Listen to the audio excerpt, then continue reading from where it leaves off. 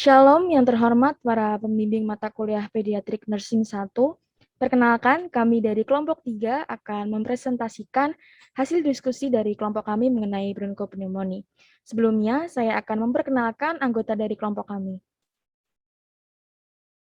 Yang pertama ada Neva Cahyani, Osiantio, Rahel FC, Rani Widianti, Roger Evan, Sarina Parunde, Setia Jesli, Sondi Kristino, Stefani Evrilianti, Talia Worsiper, Tirma Lula Tambun, Fanny Meitilda, dan yang terakhir ada Yuliana Sarina Pongsapan. Selanjutnya, definisi dari bronkopneumonia yaitu radang paru-paru yang mengenai satu bahkan beberapa lobus pada paru-paru ditandai dengan munculnya bercak-bercak infiltrate yang terjadi akibat bakteri, virus, dan jamur. Bercak tersebut berlokasi di dalam bronki dan semakin meluas ke parenkim paru.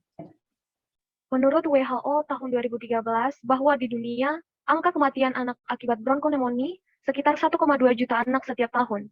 Dapat dikatakan setiap jam ada lebih dari 230 anak di dunia yang meninggal karena bronkopneumonia.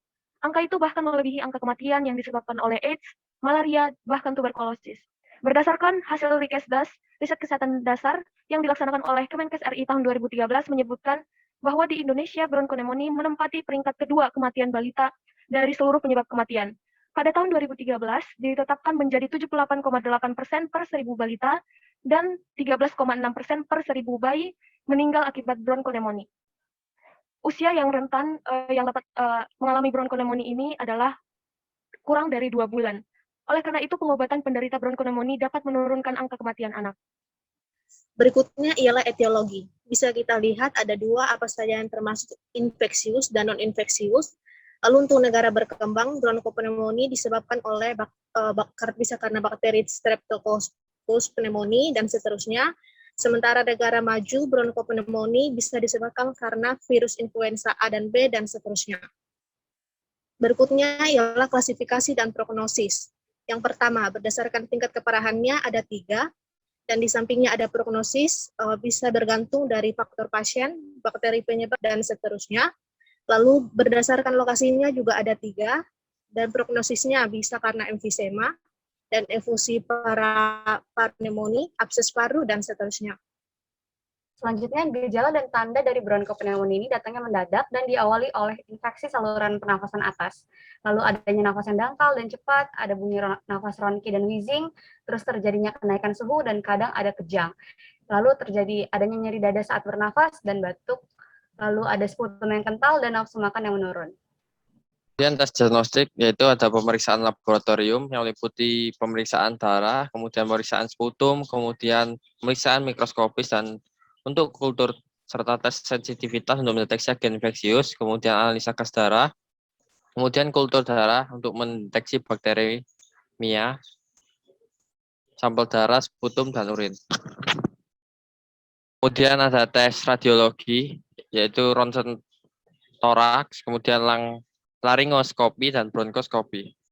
Selanjutnya ada pengkajian keperawatan. Yang pertama, riwayat kesehatan. Tanda dan gejala yang biasanya terjadi itu seperti infeksi saluran pernafasan atas, demam, batuk, menggigil, dan lain sebagainya. Selain itu, kita juga perlu mengkaji riwayat medis anak di masa lampau atau saat ini untuk mengetahui faktor resiko yang berhubungan dengan peningkatan keparahan pneumonia seperti prematuritas, malnutrisi, status sosioekonomi rendah, dan lain sebagainya. Selanjutnya, pemeriksaan fisik. Terdapat 3 pemeriksaan, yaitu cyanosis dapat menyertai serangan batuk, kemudian auskultasi, lalu dapat mengungkap ini dan atau ronki pada anak yang lebih kecil. Kemudian perkusi dan palpasi pada anak yang lebih besar, perkusi dapat mengungkap bunyi redup setempat pada area konsolidasi. Selanjutnya, pemeriksaan penunjang. Menurut Mas Tia dan Nelson pada tahun 2014 sebagai berikut, pemeriksaan radiologi, pemeriksaan ultrasonografi, CT scan, pemeriksaan laboratorium. Adapun masalah keperawatan yang dapat timbul yaitu yang pertama, ketidakefektifan bersihan jalan napas berhubungan dengan peningkatan produksi sputum, lalu gangguan pertukaran gas berhubungan dengan perubahan membran alveolus kapiler, dan ada ketidakseimbangan nutrisi kurang dari kebutuhan tubuh berhubungan dengan kebutuhan metabolik sekunder. Selanjutnya yaitu intervensi keperawatan. Intervensi keperawatan dibagi menjadi dua, yaitu intervensi secara mandiri dan juga kolaborasi. Untuk secara mandiri dapat dilakukan dengan mengkaji frekuensi dan kedalaman pernafasan serta gerakan dada, membantu pasien untuk batuk efektif dan nafas dalam, pengisapan sesuai indikasi dari bronkonemia, memberikan cairan sedikitnya 2.500 ml per hari. Dan yang kedua yaitu intervensi melalui kolaborasi, dapat dilakukan dengan membantu mengawasi efek pengobatan nebulizer dan fisioterapi lain, memberikan obat sesuai indikasi, memberikan cairan tambahan, mengawasi seri sinar X dada, JDA, nadi oximetri, membantu bronkoskopi atau toraksintesis bila diindikasikan. Perusakan pertukaran gas, intervensi secara mandiri itu dapat dilakukan dengan mengkaji frekuensi, kedalaman, dan kemudahan bernafas. Kemudian mengobservasi warna kulit, membran mukosa, dan kuku, mengkaji status mental, mengkaji status jantung atau irama. Kemudian intervensi melalui kolaborasi, antara lain memberikan terapi oksigen dengan benar, serta mengawasi BD. Selanjutnya, intervensi keperawatan pola nafas tidak efektif dapat dilakukan secara mandiri dengan mengkaji frekuensi, kedalaman pernafasan, dan ekspansi dada, auskultasi bunyi nafas, apakah ada bunyi nafas yang abnormal, meninggikan kepala dan bantu mengubah posisi, mengobservasikan pola batuk dan karakter dari sekret atau sputum, mendorong atau membantu pasien dalam melakukan batuk efektif. Intervensi yang dapat dilakukan pada anak di bawah 2 tahun adalah dengan cara pemberian terapi nebulizer, karena anak di bawah umur 2 tahun masih belum mengerti bagaimana cara latihan batuk efektif, sehingga terapi nebulizer adalah terapi yang tepat. Anak yang menangis pada saat pemberian nebulizer biasanya akan menimbulkan refleks batuk, sehingga dapat membantu dalam proses pengeluaran sekret ataupun sputum.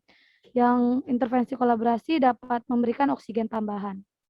Berikut adalah WOC mengenai bronkopneumonia.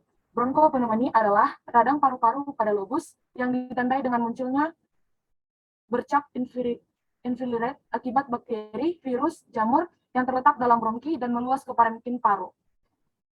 Bronkopneumonia memiliki klasifikasi tingkat keparahan dan lokasi. Tingkat keparahan yaitu bentuk bukan pneumonia, dan pneumonia berat. Kemudian lokasi pneumonia lobaris, bronkopneumonia, dan pneumonia interstitial. Etiologi yaitu infeksius dan non-infeksius. Infeksius yaitu bakteri, virus, mikrobakterium, dan jamur. Kemudian non-infeksius, aspirasi, reaksi hipersensitivitas, obat, dan radiasi.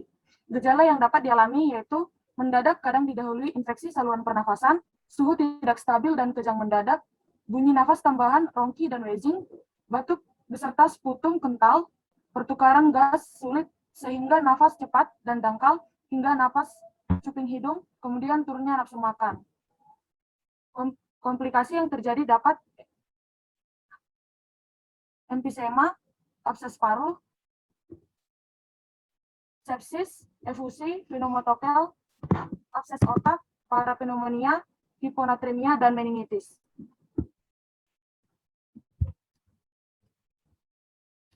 Tes diagnostik yang dapat dilakukan yaitu pemeriksaan laboratorium, yaitu dengan pemeriksaan darah, pemeriksaan sputum, pemeriksaan mikroskopis, analisis gas darah, kultur darah untuk mendeteksi bakteriemia dan urin, kemudian ada pemeriksaan radiologi yaitu röntgenogram toraks dan laringoskopi atau bronkoskopi.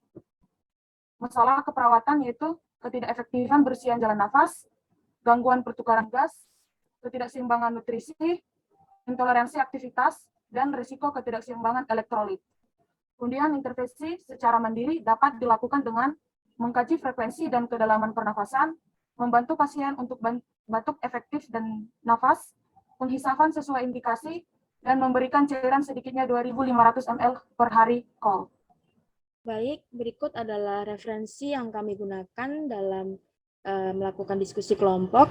Sekian presentasi yang dapat kami sampaikan. Mohon maaf apabila ada kesalahan kata selama kami melakukan presentasi. Terima kasih, Tuhan Yesus memberkati.